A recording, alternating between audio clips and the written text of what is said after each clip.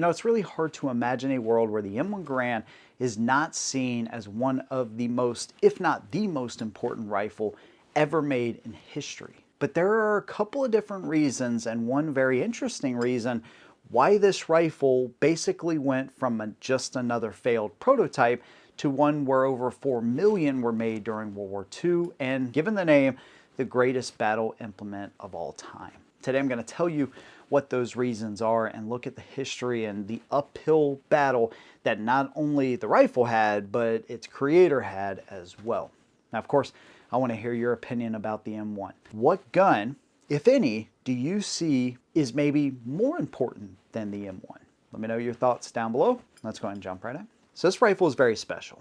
I did an unboxing of this gun, and what you see right here is not the way it came out when I finally opened it. After 72 years, this thing was packaged up. I did it all on camera. The video is doing very well. A lot of people have seen it and really like it, and I do too. I did a follow-up where I actually shoot this gun for the first time, probably some of the most nervous first shots of my life.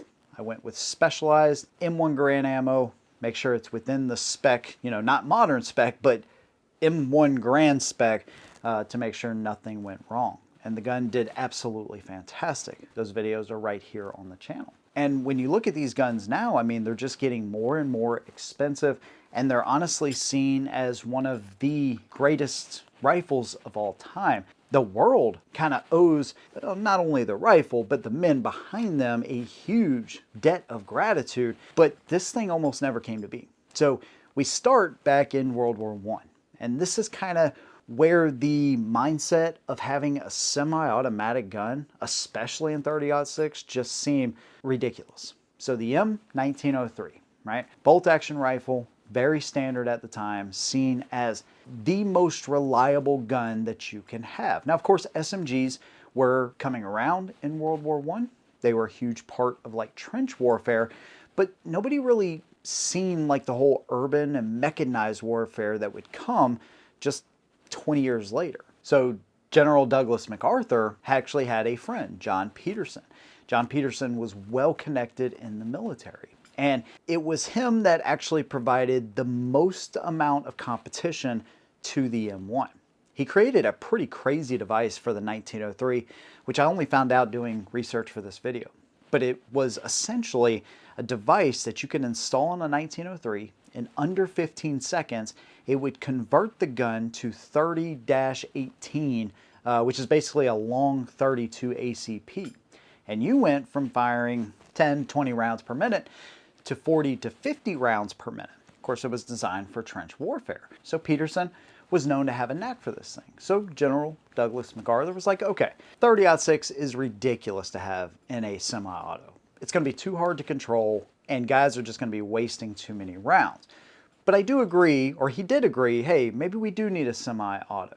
Now, this gun was chambered at 276, but it used wax-coated bullets. But it also used a 10-round en-bloc clip. So, yeah, John Peterson over here, super well connected.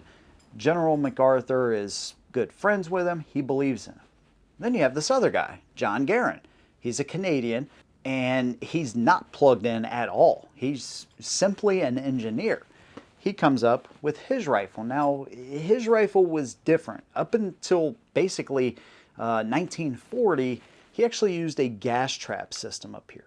So the idea was from like when they were using like really corrosive ammo back in the day, you don't want to drill a hole in the barrel. So essentially what he had was a trap system that went over the muzzle that would trap those gases, work a piston rod back. It was prone to fouling and generally seen as kind of overcomplicated and not super reliable either. And considering 30-06 wasn't really seen as something that the United States wanted to go with, he actually chambered one in 276 Peterson as well. He wanted to at least stay in the game here because he thought he had a winning rifle. And then MacArthur says, you know what?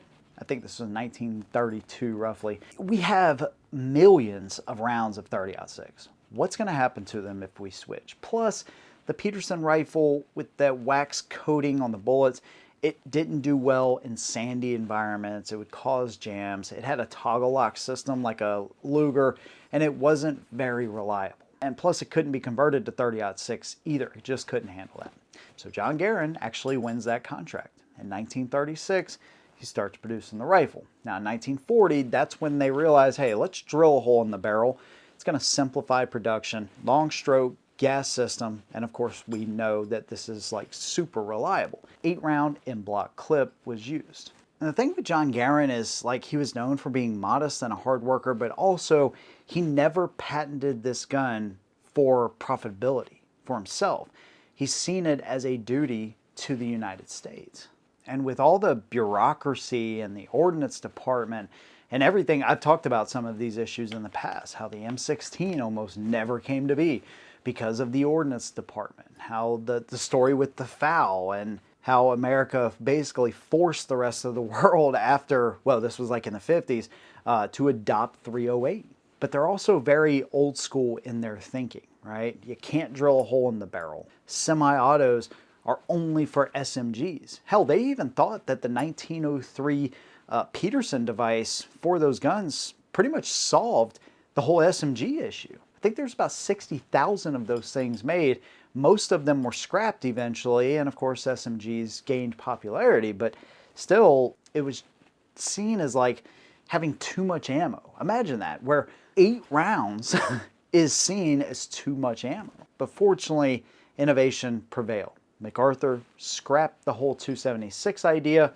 John Garand made another gun, of course, chambered back into 30-06, and it was adopted in 1936. In 1940, they got rid of that gas trap system.